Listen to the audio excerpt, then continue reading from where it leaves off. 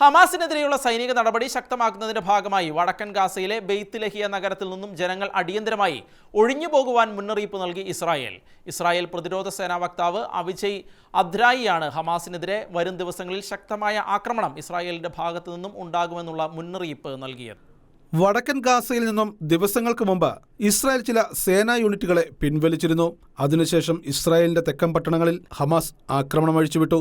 കഴിഞ്ഞ ദിവസം ഇസ്രായേലിലെ സ്ദെറോത്തിലും നിറാമിലും നിരവധി തവണയാണ് മിസൈൽ ആക്രമണം നടത്തിയത്.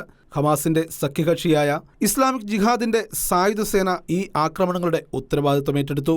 ഇതിന് മറുപടിയായി ഇസ്രായേൽ സൈനിക നടപടി ആരംഭിക്കുന്നതിന് മുന്നോടിയായിട്ടാണ് ഗാസയുടെ വടക്കൻ പട്ടണമായ ബെയ്ത്ത് ലാഹിയിലെ 4 സോണുകളിൽ താമസിക്കുന്ന പാലസ്തീൻ പൗരന്മാരോട് സുരക്ഷിത സ്ഥലങ്ങളിലേക്ക് പോകുവാൻ ഇസ്രായേൽ സേന മുന്നറിയിപ്പ് നൽകിയിരിക്കുന്നത്. ബെയ്ത്ത് ലാഹിയിലെ തീവ്രവാദികളുടെ ടണൽ ഷാഫ്റ്റുകൾ, റോക്കറ്റ് ലോഞ്ചറുകൾ, ഹമാസ് ഭീകര സങ്കേതങ്ങൾ തകർക്കുന്ന ദൃശ്യങ്ങൾ ഇസ്രായേൽ സേന ഇതിനോടകം പുറത്തുവിട്ടു.